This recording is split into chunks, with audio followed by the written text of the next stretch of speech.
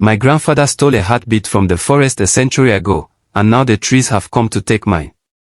They say if you hear your name whispered in a place where there is no wind, don't turn around. I turned. And that's when I saw her, the woman the village called the Silent One. They told me marrying her would save me. They lied. Every time she touches me, a part of my soul turns to wood, and the clock to my 40th birthday is ticking. You won't believe the price she demanded to let me live. Welcome to another African Storytime Tales video. Subscribe to my channel to keep these beautiful tales alive. In the village of Oruko, death doesn't knock. It arrives on schedule. For the men of the Alaba family, that schedule is carved in flesh and bone, 40 years, no more, no less. My father died at 40. My uncle died at 40. My grandfather would have died at 42, if he hadn't made a choice that cost us all.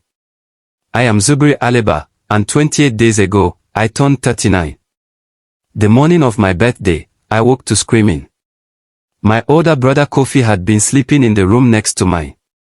When they found him, his body was completely desiccated, as if every drop of moisture had been sucked from his bones.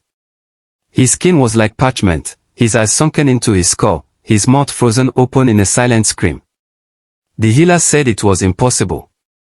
He had been a strong man, healthy, with no illness.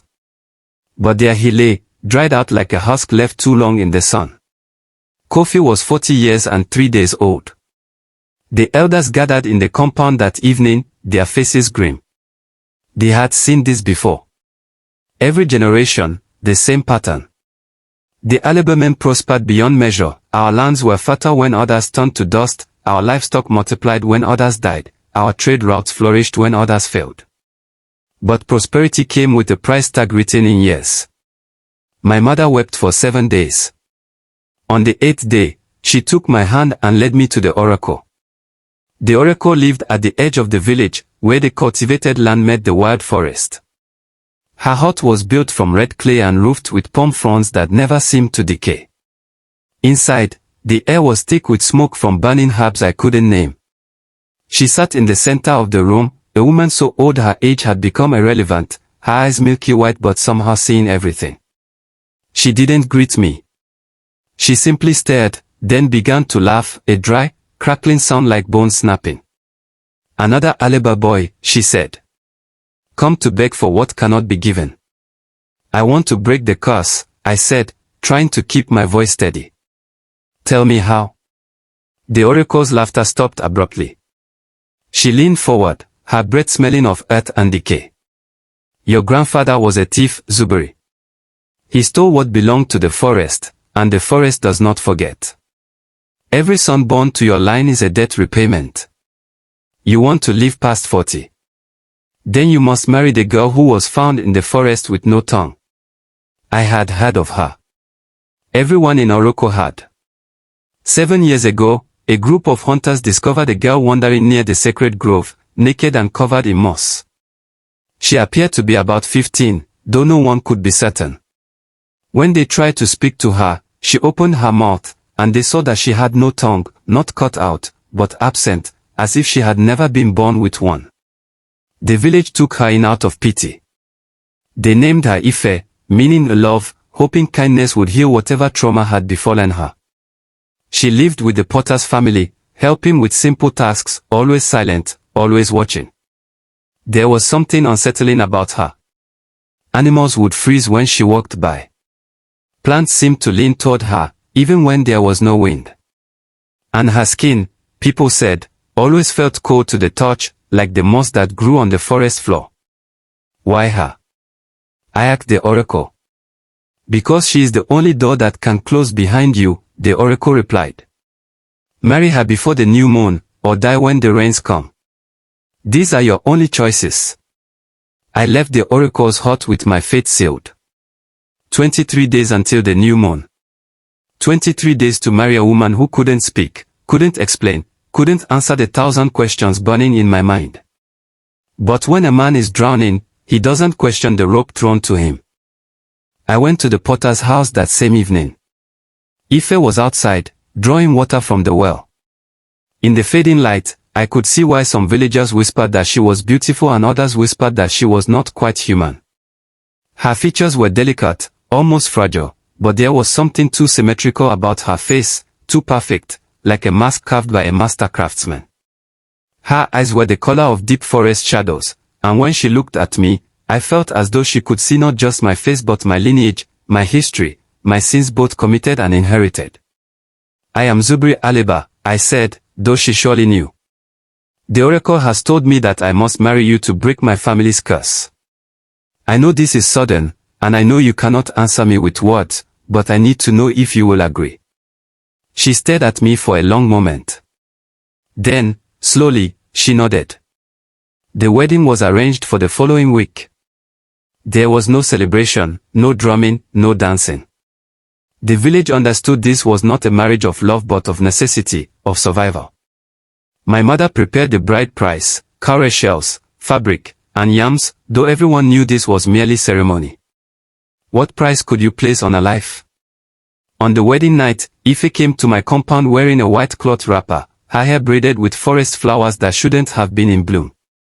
The moment she crossed the threshold, every flame in the house flickered and dimmed. The temperature dropped, and I could see my breath in the air. Are you cold? I asked her, a foolish question for a woman who could not answer. She shook her head but moved closer to the fire anyway. That's when I noticed, the flames bent away from her, as if repelled by her presence. I told myself I was imagining things. Stress, grief, fear, they could make a man see impossibilities. I showed her to the sleeping room, told her to rest, and said we would talk in the morning, though I knew talking was something only I would do. That first night, I didn't sleep. I lay on my mat, listening to her breathe, except she didn't breathe. Not in the way humans do. Her chest rose and fell, but there was no sound, no whisper of air moving in and out of lungs. Just silence, deep and absolute. Over the following days, I began to notice other things. Ife never ate. I would prepare meals, set food before her, and she would move it around her plate, pretend to bring it to her mouth, but I never saw her swallow. When I asked if she was unwell, she simply smiled and touched my hand. Her fingers were ice cold, and where she touched me, my skin tingled, then went numb for several minutes. The animals confirmed what I was beginning to suspect. My goats would not enter the compound when she was outside. The chickens stopped laying eggs. Even the insects seemed to avoid her, no mosquitoes, no flies, nothing. It was as if she existed in a circle of silence and stillness that life itself refused to enter. But the most disturbing habit was her nightly vigil. Every night, after I pretended to sleep, Ife would rise from her mat and sit by the window, staring out at the forest. She would remain there until dawn, perfectly still, her eyes reflecting the moonlight like an animal's. Once, I followed her gaze, trying to see what held her attention so completely. That's when I saw them, lights in the forest, moving between the trees, pulsing like heartbeats. I wanted to ask her about them. I wanted to demand answers. But what good are questions when the only person who knows the truth has no tongue? On the 15th night of our marriage, I found the door. I had been searching for a cloth that had fallen behind our sleeping mats when my hand brushed against something hard hidden in the shadows. I pulled it out and felt my blood turn to ice. It was a wooden figure, crudely carved but unmistakably human in shape. And wrapped around its neck, tied in a knot that looked like a noose, was a lock of hair. My hair. I recognized the strands, darker than most, with the slight wave my mother's hair had. Someone had cut this from my head while I slept and bound it to this effigy. And the wood itself was wrong. It was green, still living, with tiny leaves sprouting from the figure's head. It was warm to the touch and seemed to pulse with its own heartbeat. What is this? I demanded, holding the doll up. Ife had just entered the room, and when she saw what I held, her expression didn't change. No surprise, no fear, no guilt. Just that same calm, inhuman serenity. Answer me. I shouted, knowing the cruelty of the demand but past caring. What have you done to me? She stepped forward and placed a hand over my heart. The moment she touched me, the world dissolved. I was no longer in my house. I was in the forest, a part of the forest I recognized, the sacred grove where no villager was permitted to enter. But I was seeing it not as it was now, but as it had been. I could feel the knowledge settling into my mind like a memory that had always been there. I saw my grandfather, young and strong, entering the grove with a machete. He was hunting, but not for animals. He was hunting for a legend, the spirit child of the Iroko tree, whose heart was said to grant unending prosperity to whoever possessed it. The spirit child appeared to him as a young boy with skin like bark and eyes like pools of sap. The child didn't run. It simply stood there, watching, as my grandfather raised his machete and brought it down, again and again, until the child's body split open and revealed not blood but golden heartwood.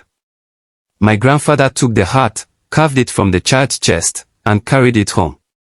He buried it beneath the foundation of our family compound, and from that day forward, the Alaba family prospered. Our crops never failed. Our children never starved. Our wealth grew year after year. But the forest remembered. The Iroko tree remembered. And debts written in spirit blood cannot be paid with cowrie shells or goats. The vision shifted. I saw the tree, ancient, massive, its trunk as wide as a house, split open. From the wound in its back, something emerged. A girl, formed from moss and moonlight and memory. She had no tongue because the spirit child had screamed when it died, and the forest would not give her the weapon of voice. She was sent to Oruko with one purpose, to reclaim what had been stolen. The vision released me, and I found myself on my knees, gasping for air, with Ife standing over me.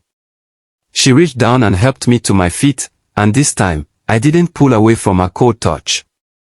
"You're here to kill me," I said. It wasn't a question. She nodded slowly, and in her eyes, I saw something that might have been sadness, or might have been nothing at all. "How?" I asked. "How will you do it?" She placed my hand against her chest, where a human heart should beat. Instead, I felt wood, solid and warm, pulsing with stolen life.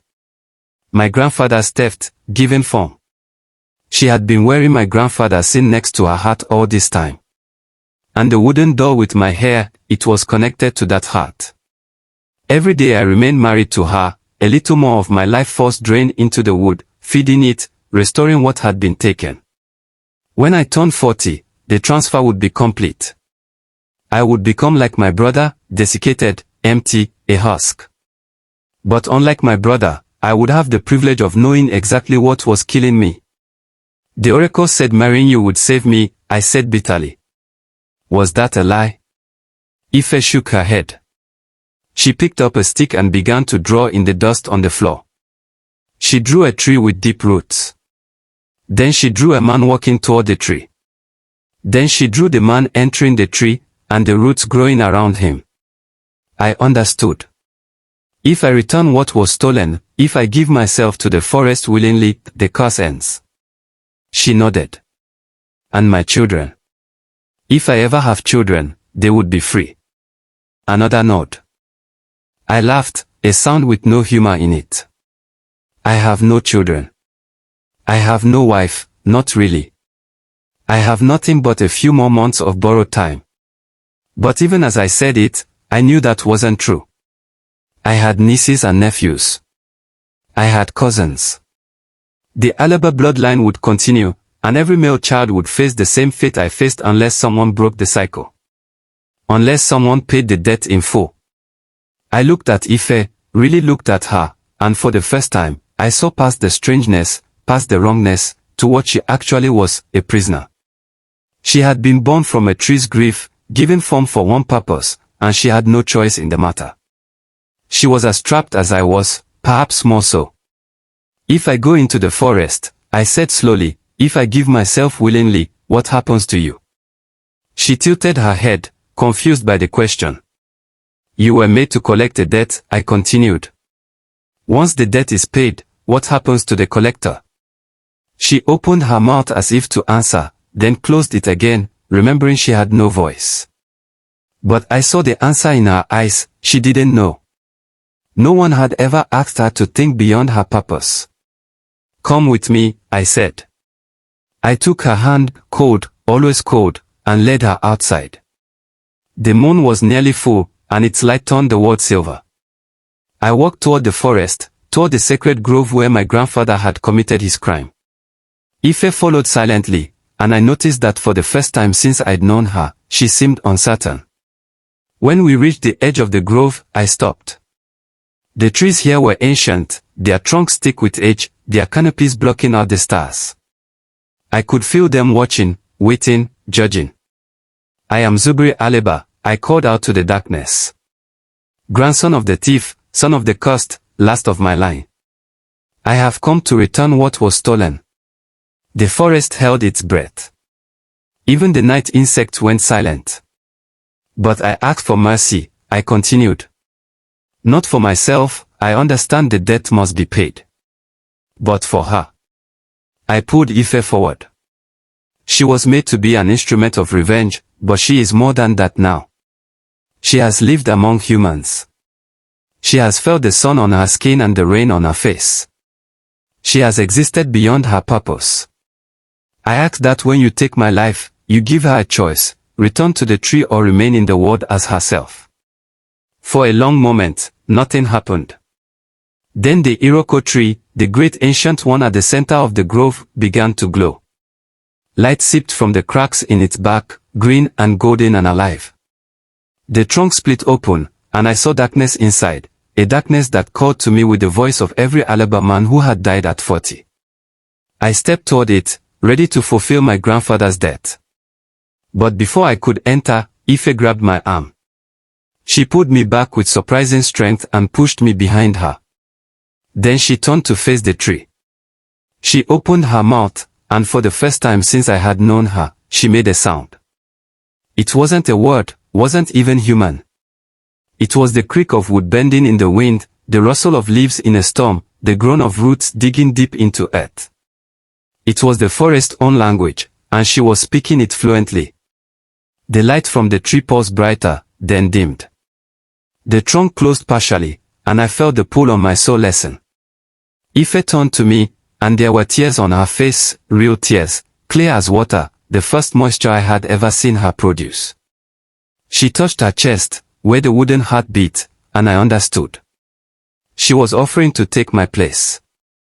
To return herself to the tree, wooden heart and all, in exchange for my freedom. No, I said firmly.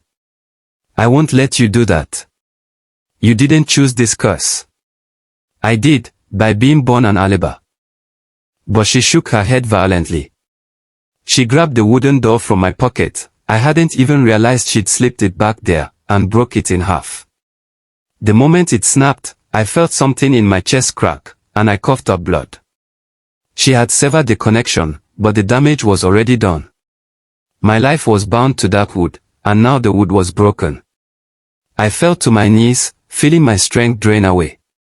I was dying, but not in the slow way the curse had intended. I was dying because she had tried to free me before I could surrender myself. The forest responded. The Iroko tree split open fully, and this time, I saw what was inside, not darkness, but a small boy, perfectly preserved, his chest open to reveal a hollow where his heart had been. The spirit child, waiting for a century for completion. Ife reached into her own chest and pulled out the wooden heart, my grandfather's theft made manifest. She walked toward the tree, toward the waiting child, and I knew what she intended to do.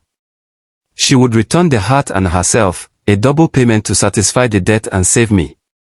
Wait, I gasped, crawling forward despite the pain.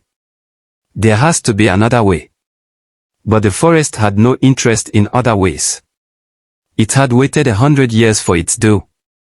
Ife knelt before the spirit child and placed the wooden heart in the hollow of his chest. The moment the heart touched the child's body, roots erupted from the ground, wrapping around Ife's arms, her legs, pulling her toward the tree. She didn't struggle. She looked back at me one last time, and in her eyes, I saw relief. She was going home. No. I shouted, finding strength I didn't know I had. I lunged forward and grabbed her hand before the roots could pull her completely into the tree. You said I could offer myself. That offer still stands. Take me instead, and let her choose her own path. The forest hesitated. I could feel it considering, weighing, measuring the worth of souls. Then, from the tree, a voice emerged, young, neither male nor female, the voice of a child who had been waiting to speak for 100 years. A debt paid in full requires 3 things, the spirit child said. The stolen heart, returned. The thief's bloodline, acknowledged. And a willing sacrifice, given freely. Your grandfather gave none of this. You offer all 3. The roots loosened their grip on Ife but didn't release her completely. However, the child continued, the vessel cannot be separated from the death. She was made from my memory, grown from my grief. If you take her place, she would dissolve, for she has no existence beyond the purpose for which she was created. I looked at Ife, and she looked at me, and in that moment, I realized something that should have been obvious from the beginning. I had fallen in love with my executioner. Not because of any magic or curse, but because in the short time we had been together, I had seen her gentleness, her quiet observation of the world, the way she cared for small things, a bird with a broken wing, a wilting plant, a child who had stumbled and scraped a knee. She had been made for death, but she had chosen, in whatever small ways she could, to nurture life. Then we go together, I said. Both of us. A willing sacrifice doubled. Surely that's more than enough to satisfy 100-year-old death. The spirit child laughed, and it was the sound of wind through branches. Clever. Your grandfather was clever too, but his cleverness was selfish. Yours seeks to protect. Very well. I offer a third option, both of you may live, but you must tend the grove. Every day for the rest of your natural lives, you will care for this forest, protect it, ensure that no one ever again treats it as a resource to be stolen from. You will have children, and they will be free of the curse, but they too must learn to honor the forest. This is the price of your freedom. I looked at Ife. She looked at me. And together, we nodded. The roots retreated. The spirit child's chest closed, the wooden heart beating inside him once more. The glow from the Iroko tree faded, and the trunk sealed itself, but not completely. A small opening remained, like a door left ajar. When your time comes naturally, the spirit child said, you will return here, and the forest will accept you as friends, not debtors. Ife's hand in mine was no longer cold. She opened her mouth, testing, and I heard the faintest whisper of breath. The forest had given her lungs, had made her fully human as a gift for her sacrifice. Zuberi, she whispered, my name, the first word she had ever spoken aloud. I kissed her forehead, and together we walked out of the sacred grove, no longer running from death but walking toward life. The village of Oruko still speaks of us. They say we broke the curse that had haunted the Alaba family for a century. They say Ife learned to speak with the most beautiful voice, that our children grew strong and healthy, and that no Alaba man has died at 40 since that night. They say the forest has become gentle again, that the sacred grove blooms even in the dry season, and that sometimes, if you listen carefully, you can hear the laughter of a spirit child who finally found peace. What they don't say, what they don't know, is that some curses are not meant to be broken but transformed. My grandfather stole a life to gain prosperity. I offered my life to restore balance. And in that offering, I found something my grandfather never had, a prosperity that had nothing to do with wealth and everything to do with understanding that we are all connected, to the earth, to the forest, to the deaths of our ancestors and the hopes of our descendants. Every morning, Ife and I walked to the sacred grove and tend the trees. Our children, when they came, learned to do the same. And when strangers ask why we do it, why we give so much time to a forest that most people fear, I tell them the truth, because the forest gave us everything when it could have taken everything, and that is a debt worth honoring every single day. Some debts are not paid with gold. They are paid with breath, with time, with the choice to honor life over legacy. And sometimes, if you're very lucky, the thing sent to end you becomes the very reason you learn to truly live. The forest remembers. But now, it remembers not just the theft, but the restoration. Not just the wound, but the healing. And that memory will outlast us all. If you loved this video, show me some support by subscribing and clicking the notification bell.